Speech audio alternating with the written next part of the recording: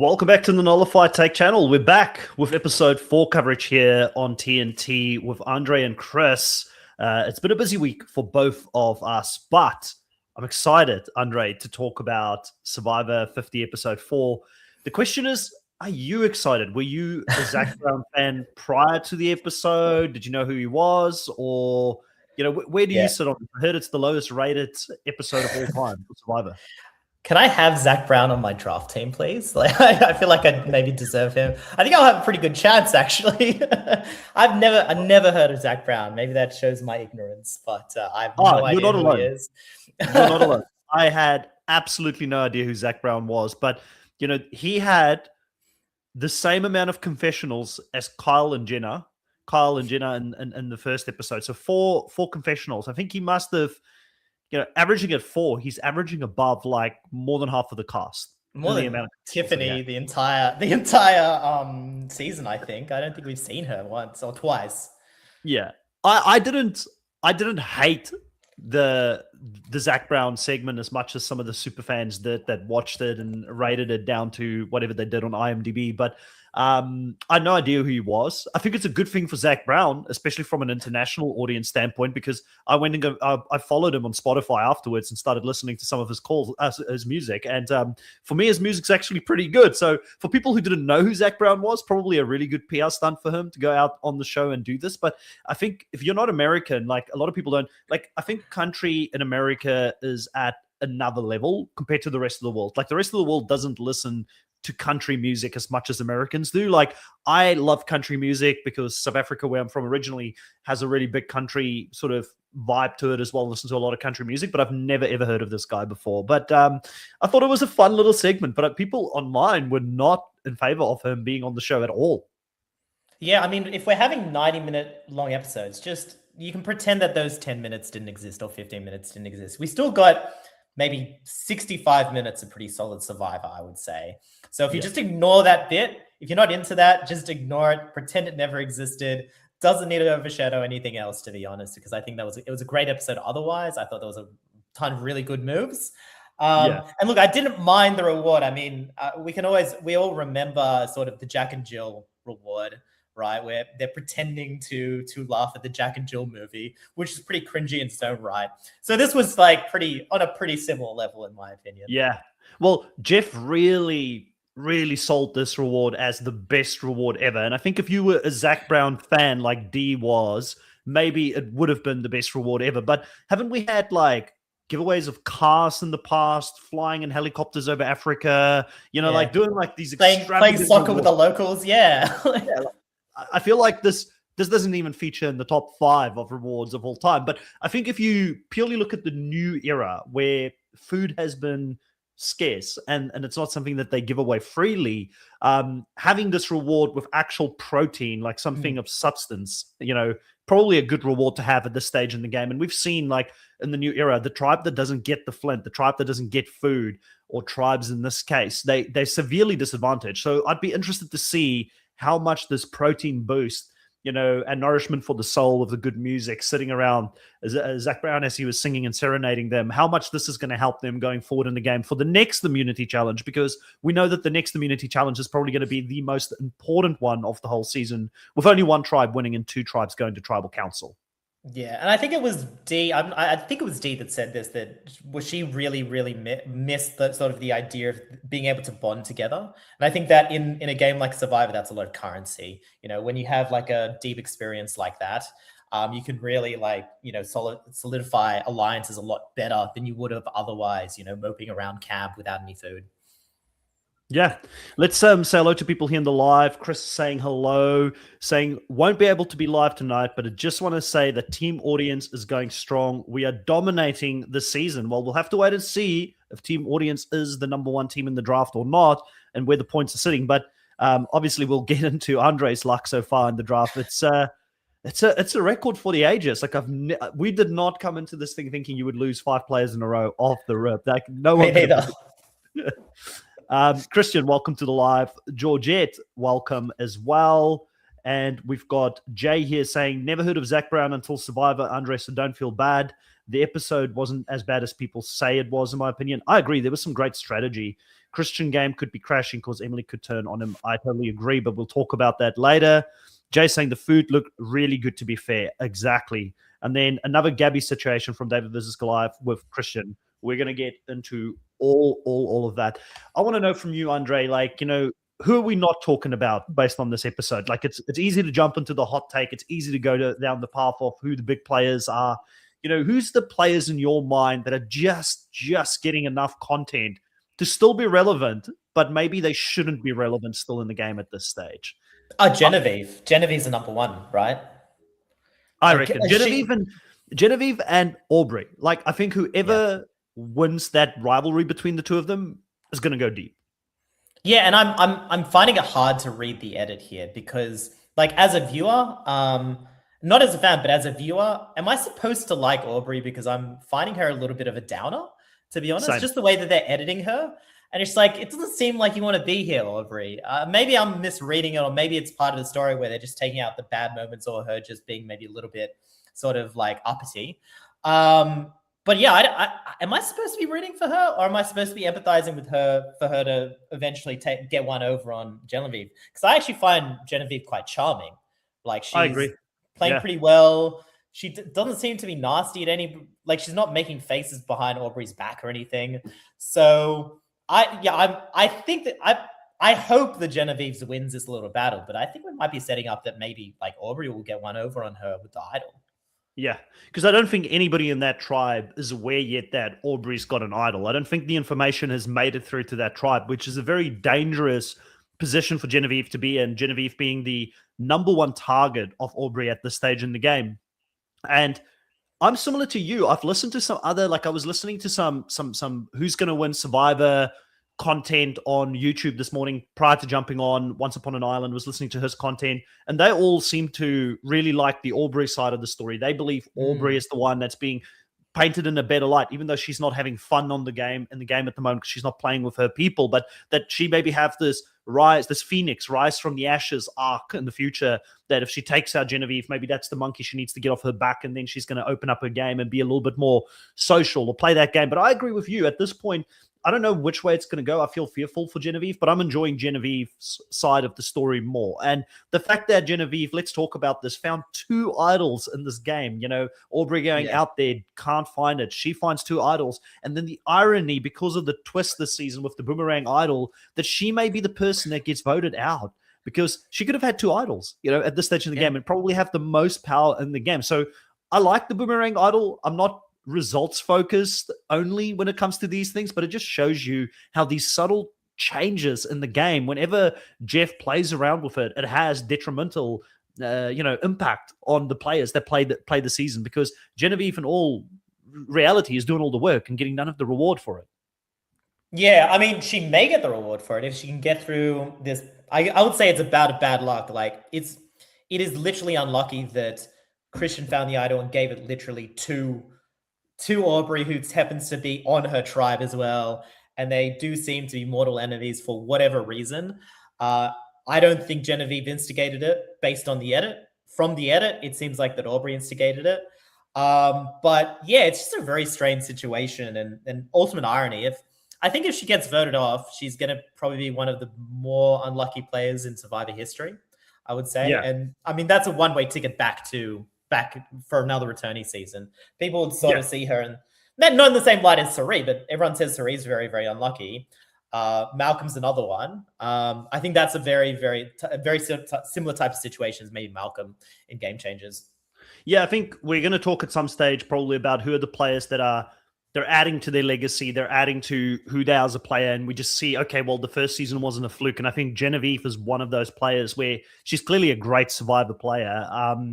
And I think Aubrey is interesting to me as well, because she flaked out so badly in her previous season, but she was one of the few returnee players in that season. So I think Aubrey always does better in a full cast of returnees where they are potentially bigger targets than her, because she has slow starts to the game and then she works her way into the game and becomes more powerful if she can get there.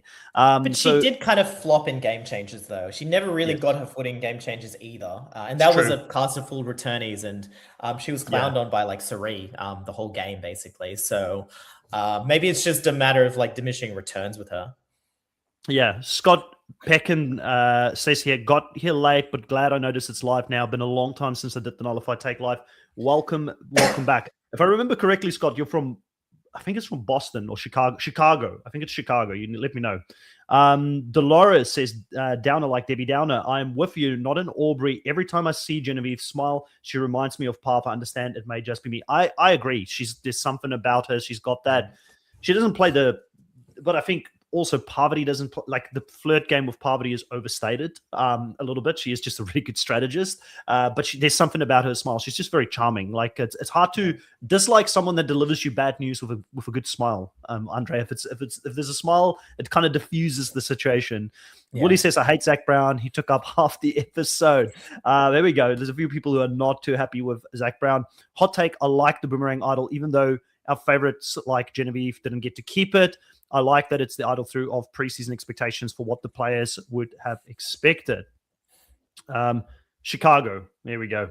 Yep. Hope things are good in Chicago, Scott. So another rivalry and another one that probably we'll just touch upon briefly here before we move on to some of the bigger talking points of the episode is the one between Rizzo and Charlie. That's one that's going to play off in some sort of way. Either Charlie's going to win, Rizzo's going to win. You were very hot on Charlie's taking out Rizzo in the previous episode. Has things changed now that Genevieve has sent him the idol? It has changed, but I think it's quite delicious that Genevieve gave it to one of her biggest allies in the game that she wants to turn on. B, somebody that's in a similar situation as Aubrey, I guess, that's being gunned for. C, Rizzo, whose game was built on holding onto an idol. Yes. So that was pretty savvy. I don't know. Maybe Rizzo was going to change his game and realize, I mean, we saw in the preview that he kind of realizes that Charlie is after him. So he might play his idol. Maybe this is the one time that he's like, I'm going to decide to play my idol this time. So this is another thing to watch. And I think that storyline really wraps up very, very well with the Aubrey, Genevieve, and then sort of the Charlie Rizzo. And just seeing how that works out, because that's another great irony. Like Rizzo didn't find the idol either. So what implication does that have to both Genevieve's game, Rizzo's games, and Charlie's game? Because the Charlie Rizzo sort of rivalry is a really strange one to me, but I find it quite funny. Just the whole premise of it and how it ties into both their seasons. I think it's going to be a really, really interesting watch. I think that Rizzo is probably going to win out on this one. I think just because he has the idol.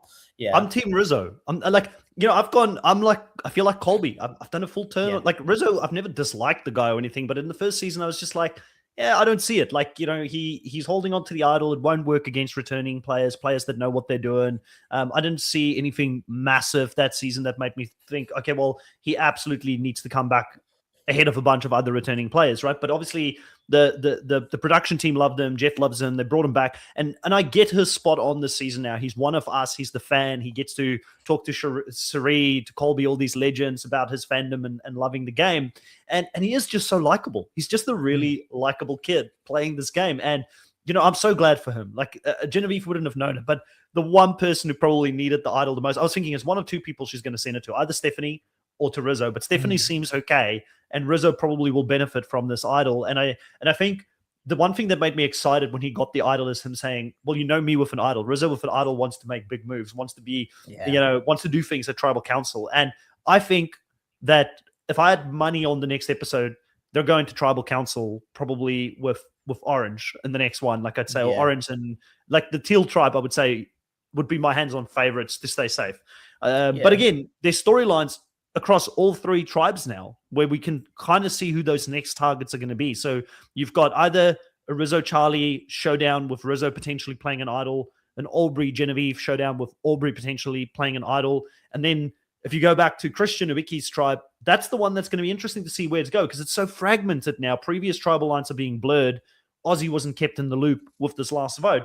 And I think this is going to have a massive impact on where the vote's going to go in the next week. And I'm feeling a bit fearful for Christian, to be honest with you. Like, I love Christian, him coming back this season, playing again, seeing how much he's grown, seeing how, aware he is of being manipulated and things like that. He's a great Survivor player, but to the point of one of the commenters here earlier, I think it may have been Jay, is Emily going to be his downfall? Has Mike White predicted this correctly, that he's he's going to go down the same way that he did in the previous season that he played with the girl trying to backstab him. And maybe in this case, not backstab him, but drag his game down with him because she's a messy player. Yeah, no, I think that Christian is he's a little bit almost too self-aware, and he's very, very game savvy. I think he's a very disarming type of person where you sort of see him and you think, oh, he's just the nerd. But when you actually like break it down and you actually listen to everything that he says, he has a rhyme and reason for everything. I don't think he's blind. Like, I think if you're on the island, you're talking to Christian, I don't think he might be necessarily blinded by Emily and sort of seeing it that is as a Gabby situation. I think he correctly realized that Mike was trying to manipulate him. And I think if they were smart, they probably would have gotten Mike out last week, in my opinion, because he was a very powerful player. This week is fine. It's just that I think it makes for a very good storyline. And then sort of, from the past, there's a very, very clear parallel between Emily and Gabby. So I think that this wasn't, oh, he's trying to manipulate me because of Emily. I think this is the last straw. I think it's like this was a thing that broke the camel's back, and now I need to get him out. And I see an opportunity here. There's a unique opportunity where they're splitting their votes. Let's do this 3-3-2-1. Let's get out Mike without sort of getting Ozzy in him, because Ozzy can be a little bit of a loose cannon, and we see him next episode sort of going off the rails. And we've seen him in the past in South Pacific doing the same type of thing. So I think, if they do go back to the tribal council, does he get voted off? I don't think so. I think that there are bigger targets out there. There's obviously Ozzy they can always cut. Not sure if Emily would want to. Idol.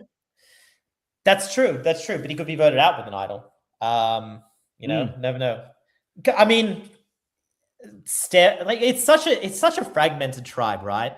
If Christian and Emily really are as tight as I think they are, then there's only 4 left on that tribe, right? Am I miscounting? So it's Angelina, Ozzy, Christian, Emily, and Stephanie. 5. Oh, if there's 5, they might be screwed. It really depends on what I was Stephanie. I think. I'm a bit worried because I can see a world where Stephanie and Angelina come together, because Stephanie was very honest about the fact that she voted for Angelina in the previous vote. Angelina seemed okay with it. She now needs new allies. Ozzy was very close with Mike White. Clearly, they had a friendship beyond the game. So I can easily see, and I've been wondering about this whole connection between Stephanie and Ozzy. Like, they're both of an old school era of the game, and I feel like there's this unspoken thing between them that they're kind of not directly coming after each other, or that we've never seen them interact, but I'm sure they've met before, and that there's been conversations. So I can very easily see them pulling together.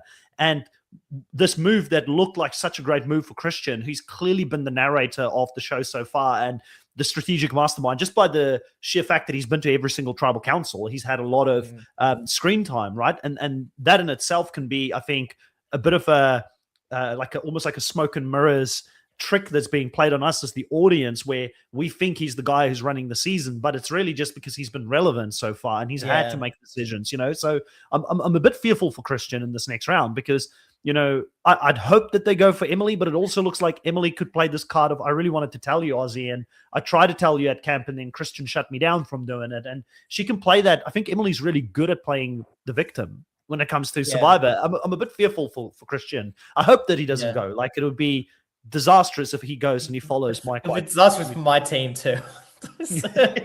I will push back on saying that maybe we're only seeing Christian because he's been the one that's relevant.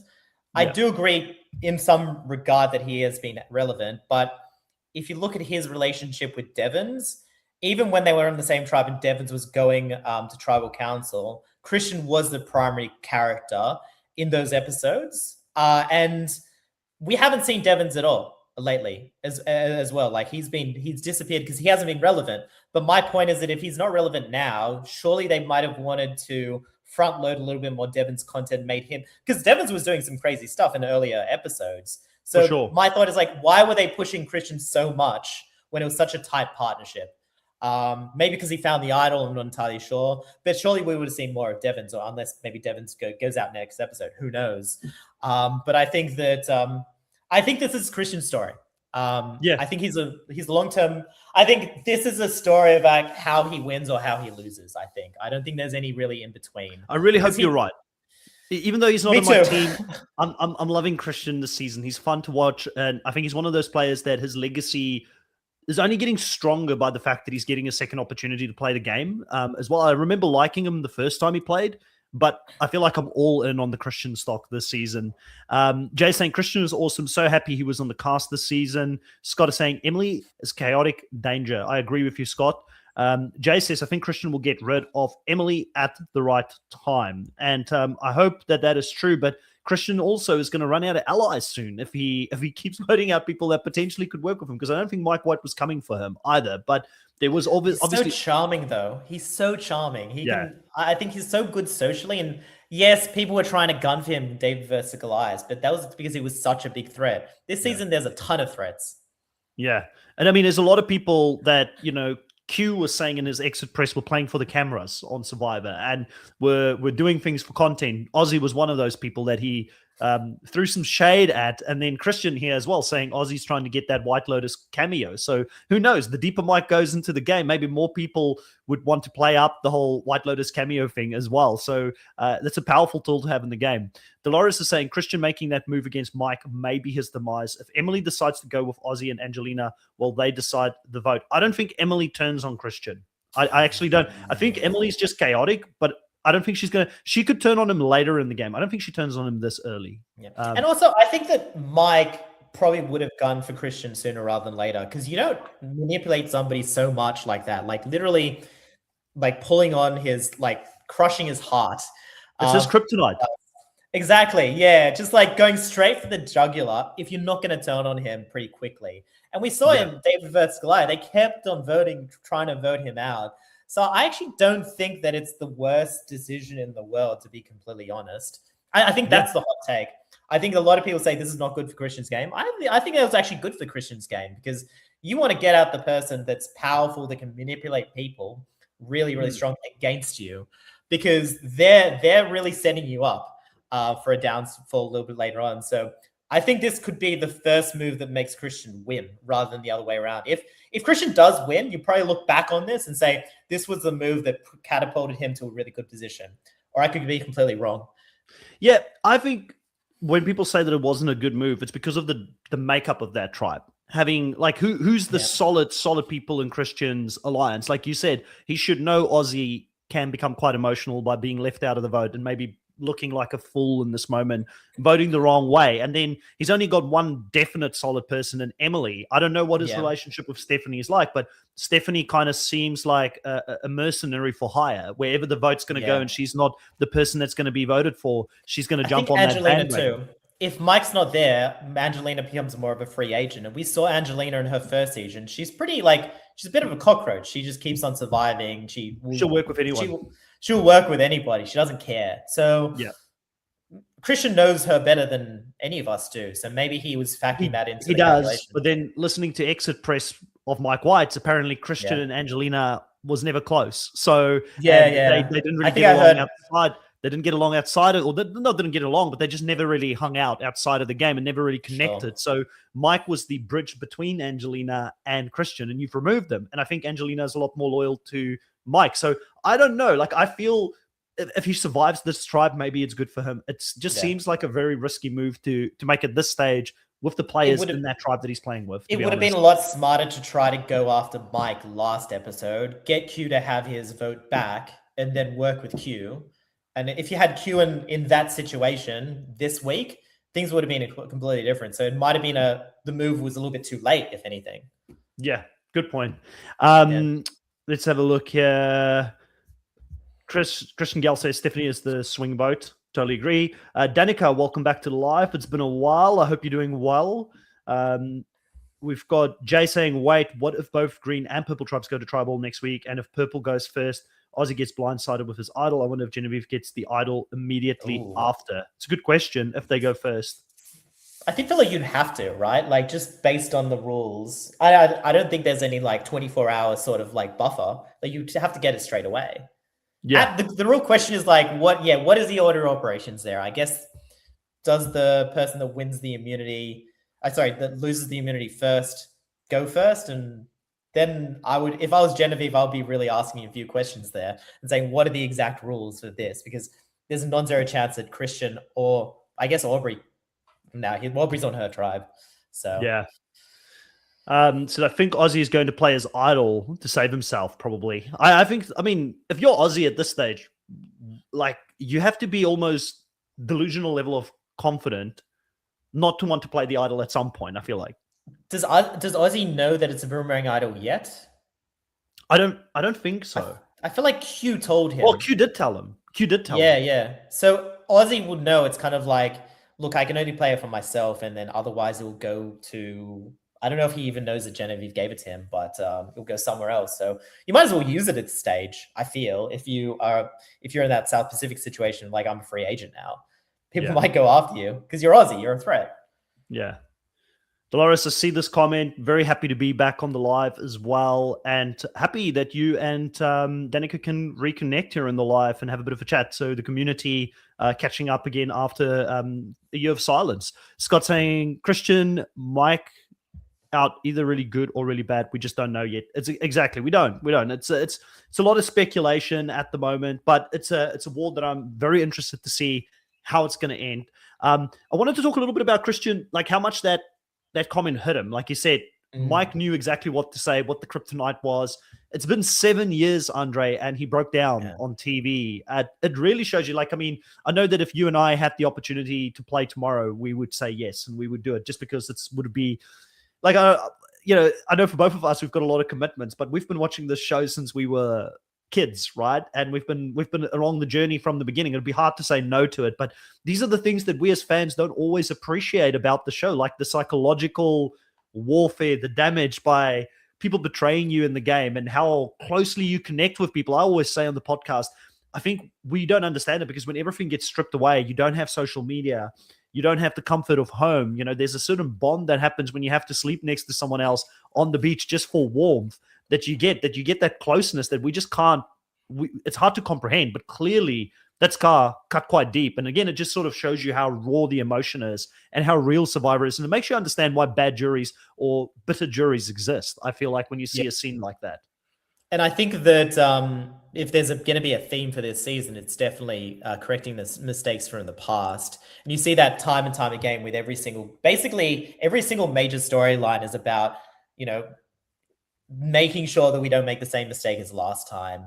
And you can tell that Christian, even though like when you're away from the game, you don't really cry, you don't think about it, you don't really cry about it, but it's sort of, it weighs deep on your heart. And I think that Christian showed that really well. He's a really great narrator. He was really able to explain to the audience, like, hey, this has been weighing on me.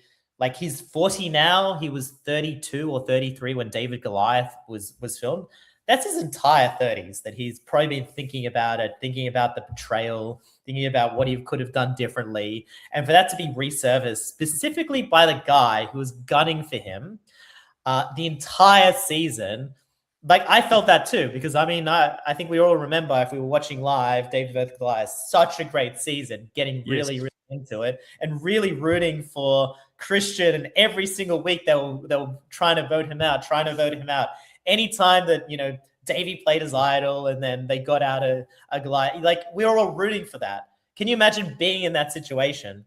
Like it's an incredible, it's an incredible storyline. It's incredible storytelling. Going back to sort of like correcting this. I mean, this season really should have been called Survivor Redemption and stole that from. It's way more of a redemption story than the Australian Survivor. You got, Genevieve trying not to be a sociopath. We've got Aubrey trying to correct sort of her last season. We've got Charlie trying to get out Rizzo, and now Jonathan we've got Rizzo trying to play more of a social game this season. Yeah. Colby trying to not let his emotions get the best of him while he's playing the game and showing growth and being mature this season.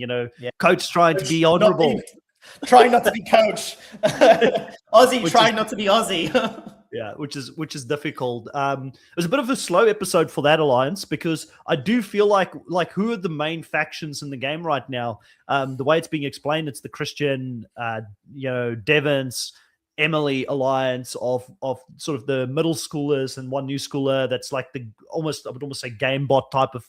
But they're game bots with personality. That's the big difference, but the gamers. And then you've got the Old Honor and Integrity Alliance on the other side, with Genevieve kind of slotted into it. Those seem to be like the two main factions at some point that's going to come to a clash if they were to go to a merge. But what's your sort of feeling? Like, where do you see the different dynamics within the game right now? You've got the Christian Ubicki side, you've got the coach side with his group. Are we missing anybody? Jonathan D, maybe? I don't know. Like, it's a bit more unclear, the Jonathan D Charlie alliance or that group. Yeah, it's kind of hard to understand. They've just not been relevant, or were we supposed to see more of them when we got Zach Brown instead? Because that's where sort of the Zach Brown situation becomes a little bit frustrating, where we could have seen the dynamics a little bit more. Like if they, instead of having Zach Brown playing songs in the reward challenge, we actually we had seen like maybe Coach and Joe talking a little bit more about where they are in the game, or you see maybe a little bit more of sort of like Tiffany and see where Tiffany stands. Because I mean, if Tiffany is like feeding information to Aubrey, like that seems like a pretty important alliance. But all we really got, honestly, for that tribe was like very, very surface level. Oh, Aubrey is generally going against sort of Genevieve, and it's just like, it seems pretty like surface level. And I think that maybe they probably don't go to tribal council at all. To your earlier point, it's like, what's the point of showing them when, you know, you're going to have, you know, more clashes probably at the merge. We're probably going to see Ozzy and Coach go, and that's a storyline. We don't need to see Ozzy and Joe that much, or Ozzy and Colby, because, Coach and Colby, because at the end of the day, it doesn't matter. So I don't think they're going to necessarily align. I think it's going to be about that rivalry. It's like, how can you corral votes around the rivalry? So it feels like it's probably going to be more of a in a good way, a game changer type of situation, or a second chance situation, where it's going to be more like voting blocks. And it's like, okay, we need to corral votes against my enemy here. How am I going to do this? What are the relationships like? And there might be a lot of free agents. I think that's my take. I don't think there are any like really strong big alliances. There are maybe strong duos. And it might be let's not forget about another rivalry we haven't spoken much about, but I think Devon's Joe is going to be something that'll come back at some stage of the merge. And the fact that Christian dealt with Joe in a much better way, sort of, you know, I think is going to be good for Christian. Between those two, I've said it before, I think Christian is being painted as the person that's going to outlast Devons in the game. But we all know Devons is a crazy player, and he can pull some things off at Tribal Council. That will be exciting. And we do know the fake immunity idol is probably going to come into play somehow. Exactly. It might be in the merge, but that's going to be exciting. Yeah, Danica, appreciate it. I appreciate you giving me your endorsement for Survivor AU. Slightly off topic, are you enjoying Survivor AU? I guess Andre, you'll have to talk to that, because I haven't watched it at all. I don't have time to watch both of them at the moment. I'm gonna have to, without spoiling it, I guess, for me, because I'm trying not to see any spoilers at this stage. Like, are you enjoying the season? Yeah, it was a slow start. I will admit it. Like the first 2-3 weeks was pretty slow. Still good because it's Australian Survivor. The last week was incredible. It was an incredible week of Survivor, and I'm super excited. Now it's going to be the merge. So it is a slog. Maybe you have to get through 10 hours before you can really get into it. But I think the first 10 episodes or 9 episodes is a really like slow, you know, build up to the characters and to the villains, because then you're going to be rooting for, you know, what's going to happen next. So, and it's also, Australian Survivor is very famous for terrible twists. This season, I don't think there's been many terrible twists or any terrible twists. I think that the non-elimination that they came up with was actually quite interesting from a TV perspective and even a strategic perspective. And the twist I personally believe the twist doesn't like necessarily screw anybody. So I think it's a good narrative, and it's sort of starting to really get into its own. In fact, I would actually say that I did enjoy Australian Survivor more than American Survivor for the first time this week. Okay, so that's positive. Put things into perspective, yeah. So hopefully it can continue that sort of that rise. Yeah, the one thing I'll say about it, I haven't watched it yet, but I can clearly see the change with the production team because of the way that they're spamming fans with, you know, apply for the show. Like, I feel like they're putting in way more effort right now with their casting attempts than what they ever did with the previous sort of seasons, because a lot of the people that they put on the show are really Instagram influencers and people with a lot of following, and they really try to get the numbers in that way. But it seems like they're actually trying to get fans this time. Like I feel like there's a change in direction with the way that they're sort of approaching casting. Danica saying, I'm loving Survivor AU. The past few years, I've liked it much better than the US version. I'm not thrilled with David taking over for JLP. He says, all right, way too many times, but I still love it.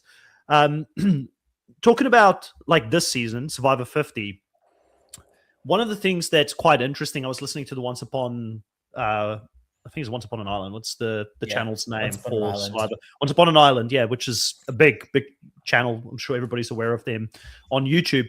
And he talked about the fact that since season 41, when Erica won, there's not been a winner since season 41 that hasn't had at least a confessional every single episode, because the backlash was so bad on Erica's win, and people were like, who was she? What was her game? It was the worst season ever. People really sort of spammed production. It looks like it had an impact on the production team where they thought, hey, maybe it's a good idea to let people know who the winner is and for you to at least be a part of your journey from the first episode until the last episode so you know what's going on, right? So they made a conscious effort, and obviously the episodes became longer after 41 as well, which would have helped as well with that. But taking that into consideration, there was a lot of people in this season that still had confessionals every single episode, but that number drastically went down with people like Rick Devens, Jonathan, and Cirie now added to the 0 confessionals. Do you think that it has an impact this season?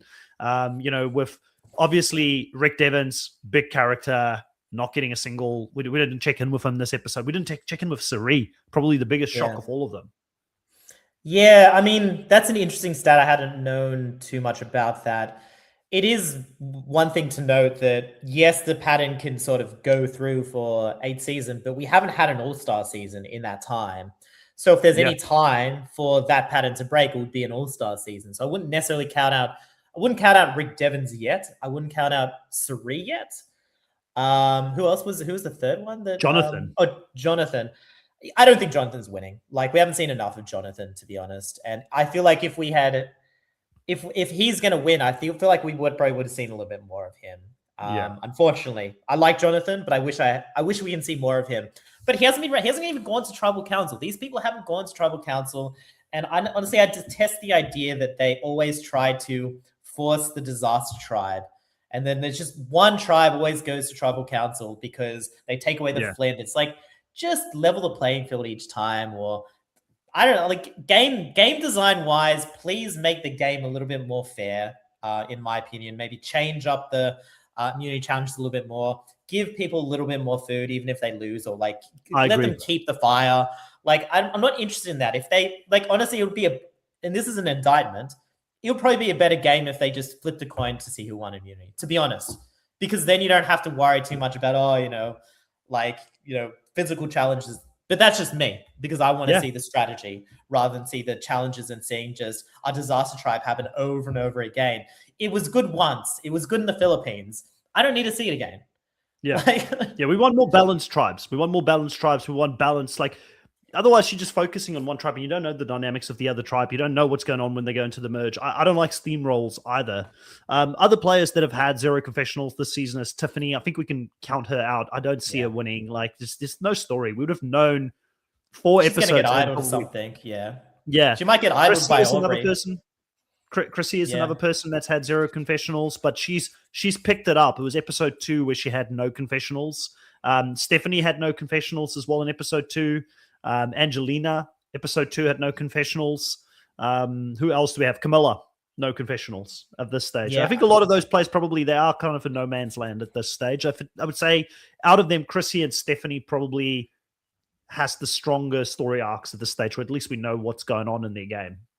I think there's probably about half the cast are probably ruled out in terms of like an edgic point of view of being real. And you kind of know who those people are. And you kind of like, for me, I've got maybe like a top 5 of people that I think are probably going to win. And it's going to be, and then there's like 2 or 3 maybes, like a coach is like a maybe, or a Jonathan is like a maybe. Like I haven't, I don't know. He's probably out there actually. But then it's like, then you've got like big characters like Ozzy. I can see Ozzy winning.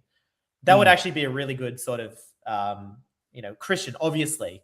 is a high winner candidate. Genevieve, high winner candidate.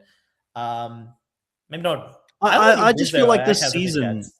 I just feel like the season is primed for someone to win it that we don't expect. Like I think Yeah. Christian flying too high, too fast his wings will get clipped at some stage. Like Yeah. they're getting Like the everything Devons they of the can. season. Yeah. Yeah, they're getting everything they can out of him right now. Like he's like the power player early in the season. And then if you look at Aussie, like Christian and Aussie are by far like leading the confessional. So Christian's got 29, Aussie's got 25, right? And then the next player after that was a tie between Genevieve and Mike at 17.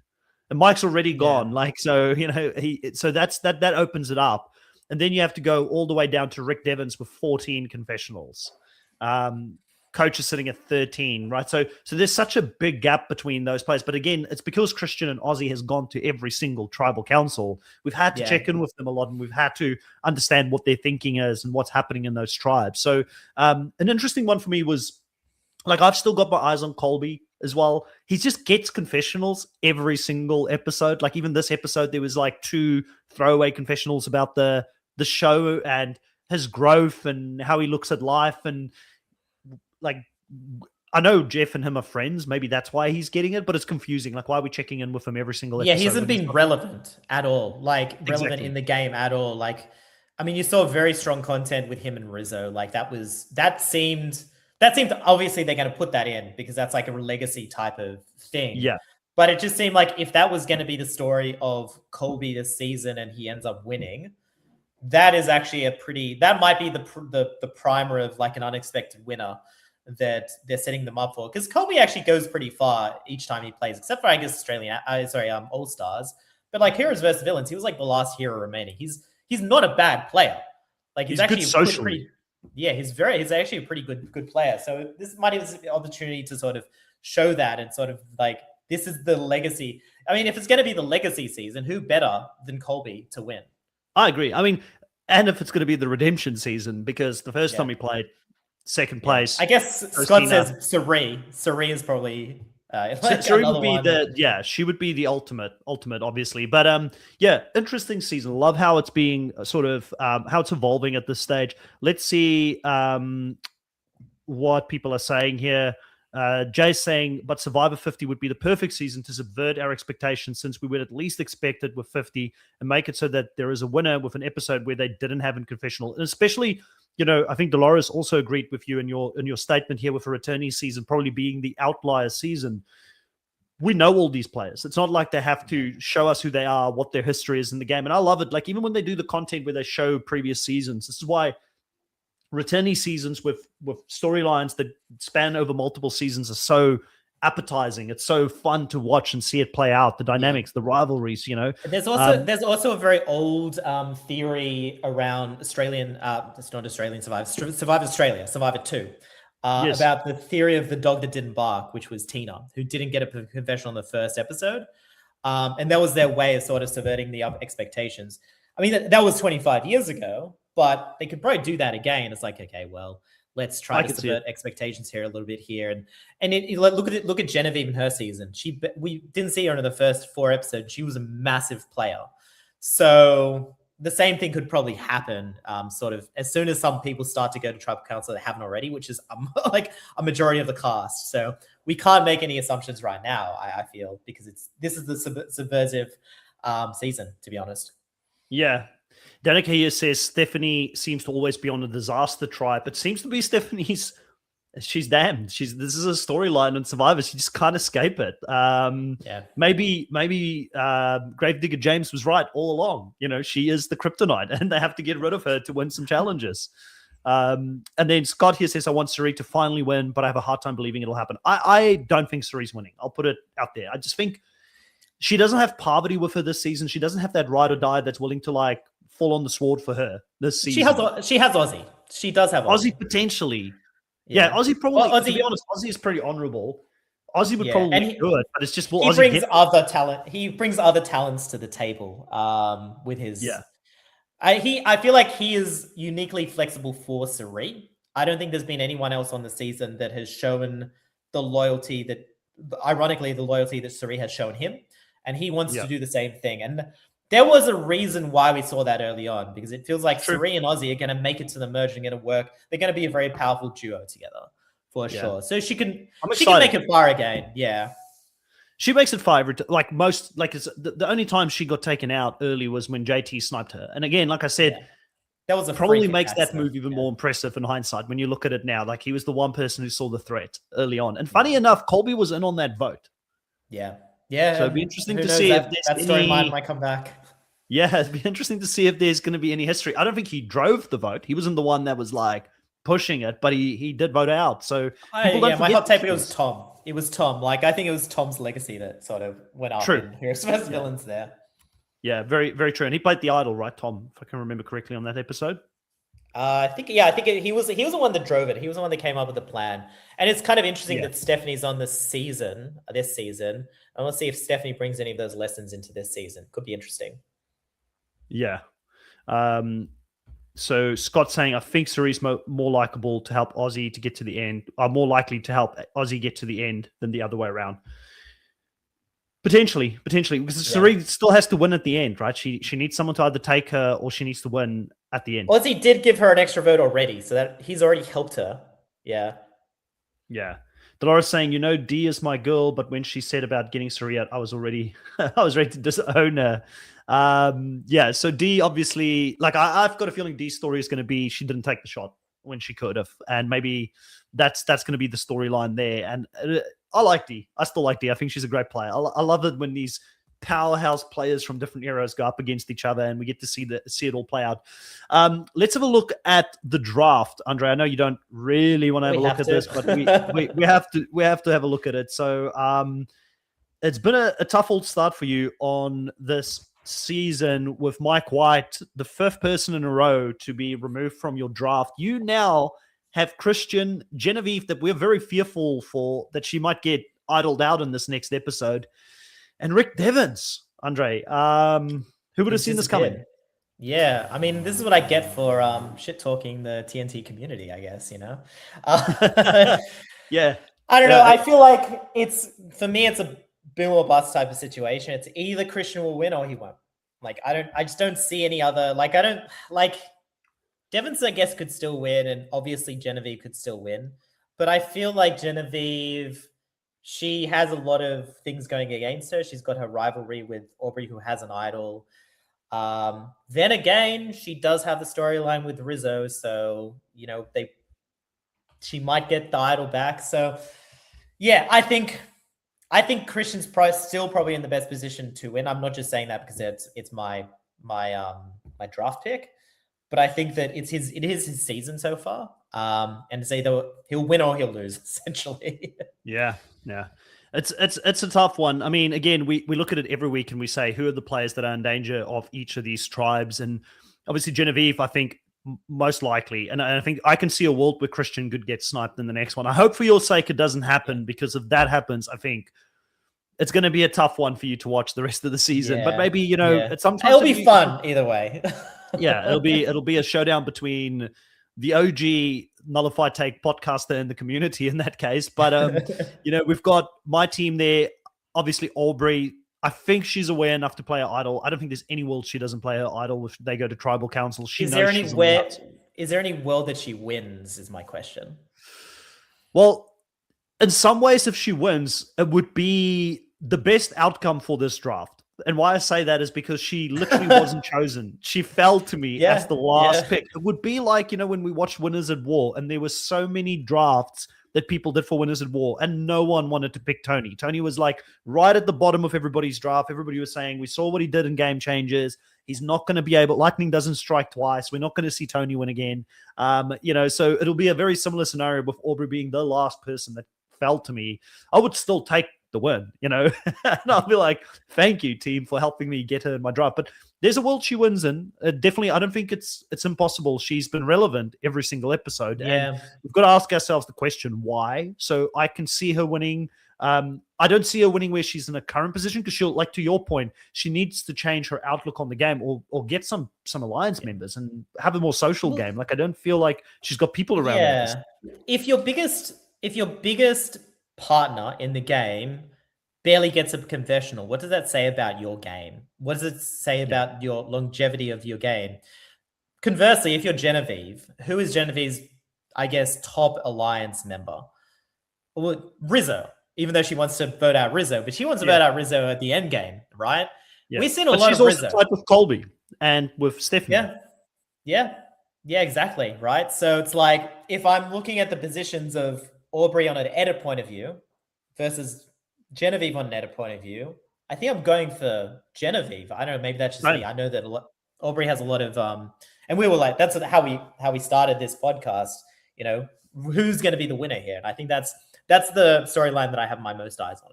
All the storyline could be setting us up for Genevieve's got all the power, she's playing the better game, and she gets sniped. That's a possibility. Yeah. Aubrey could snipe her.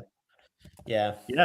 But it wouldn't be the first time like something like that has happened in Survivor. Like, you know, I think it's possible. And Angelina, I don't know. Like, neither here or there on her. I think she could be in danger next episode. But the rest of my tribe, I feel like pretty solid. Like at this stage, like Stephanie seems to be someone everybody wants to work with. Ozzy, I don't think they're gunning for Ozzy. Like, can you really afford to lose Ozzy at this stage? You don't know how long it's going to take before the merge. I think you need a strength still in that tribe, and I don't think Christian or Emily's going to go for him in the next episode. Colby's in the big problem for me is didn't know, like, you know, this is how we don't know these things before we pick players. I don't know that I was going to have 3 players from the same main alliance and Joe, Coach, and Colby. So if that alliance goes down, my game's going in flames pretty quickly. And it's a high possibility that could happen. Yeah, and then then be in a better position than me. I'll take my position at the moment. I've still got some players in the game. TNT community, they've got the big showdown between Rizzo and Charlie, so they seem almost destined to lose a player, at least in the next round. Like, I haven't sort of taken stabs at the community for a while here, but I feel like that's probably where it's going to go, and that tribe. And then Camilla and Tiff kind of non-relevant at the moment. I think that them not being relevant probably means they're safe at this stage. Like, I just don't see. Yeah, but they're not going to win. They're not going to win. Come close to winning. Yeah.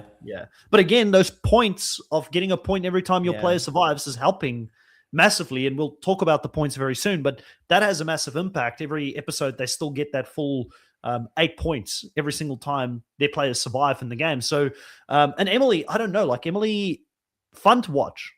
But I don't. She proved why she was the second last person to be drafted. Yes. Because none of us knew where to put her. Like, we didn't think she was going to be the strategic mastermind of this season, but she's definitely an agent of chaos. Yeah. Which we want in a season. We want the crazy person that goes out and just spills the beans, so we can see interesting like good strategists try to play around her. And well, we also did we also were doing the same thing about Joe, right? Joe's kind of like the type of person with loose lips, or not loose lips, but you know, loyalty, integrity, and he has to tell somebody, and people have to play around it. So you kind of want players like that to make it a little bit more spicy. Yeah. Bloody Money, welcome back to the live channel. Saying, yo, Chris, what's up? Am I late? We are getting towards the pointy end of this podcast, but you know, if you've got any observations, questions, things you want to ask, throw it in there before we end the live. And always go back and have a look at the rest of the live podcast. I think we did cover a lot of ground here today. Bloody Money saying, oh, well, I'm here to say hi. Well, welcome. I think Rizzo could go since he won't play the idol. I think Rizzo, it's possible. Like, does he get, that's the question here, Andre. Does Rizzo get cocky and confident and not play his idol? Like, hopefully he's big enough of a fan to know that these players aren't going to be playing around with him. Like, I have 2 questions. The first question is, does Rizzo know that he's been gone for by Charlie? And I think that's a yes from the previews. The second one, does Rizzo think he has the numbers to beat out Charlie? If those 2 are yes, then I think that Rizzo can win, because Rizzo can either play the idol, or he can, if people fool him and they say, oh, we're on your side, Rizzo, and who's on his tribe? Like, what is it? Cerise? It's Cerise tribe, and Jonathan, D, Camilla. Yeah, I just think that the Charlie Rizzo sideshow is kind of like a... Charlie's there with a bunch of people from his previous tribe. I think there's like 4 of the previous tribe there, so he's got 3 allies. So I feel like Rizzo's outnumbered in that tribe.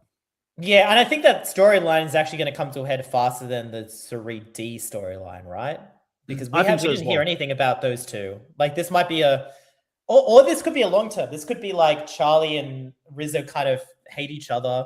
They'll kind of try to get to sort of middle of merge together, and that will be sort of the big payoff to this massive long term rivalry. Because we've seen that in the past in Survivor. We've seen rivalries at the start, at the very beginning of the season, or at the Yeah. swap, and they last all the way until like the end of the sort of the end of the merge, or like at the end game. I think it's more of an Australian Survivor thing, but this happened in US Survivor a lot.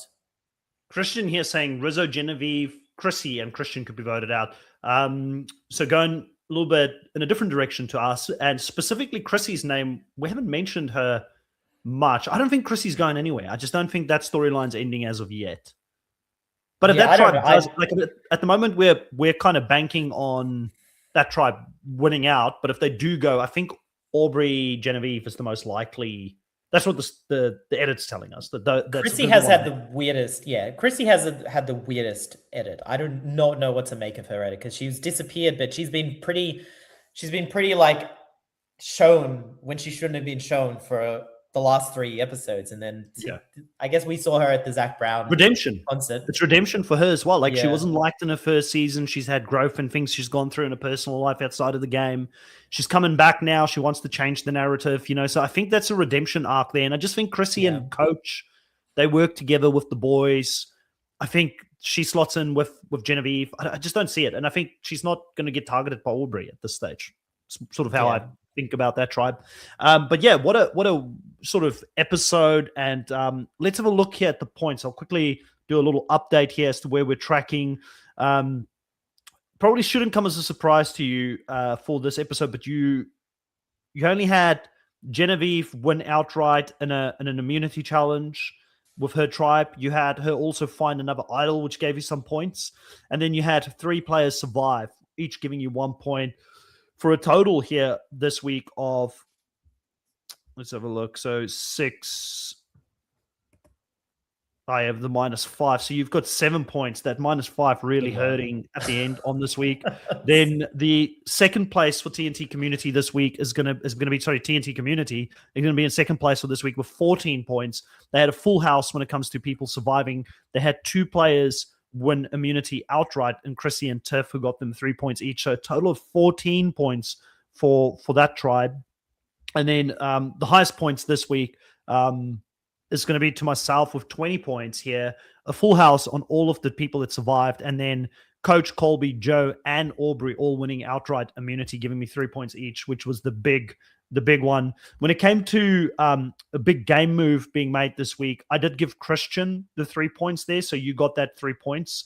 I don't know if there's anybody else we should really credit. I feel like he was the one who kind of drove the strategy specifically in this episode. And I don't know if anybody said anything iconic or if there was any meltdown. I think Emily was close to a meltdown, but she didn't have one because Christian kind of kept her in line. Did Christian have a meltdown?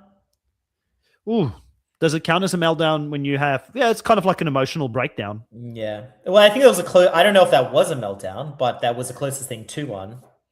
Yeah, it's a fair point. That's a I'm fair just trying point. to get more points. What does the community think? Oh, no, here? I think that's losing points, right? Shouldn't have said anything. Yeah, you're like scrapping.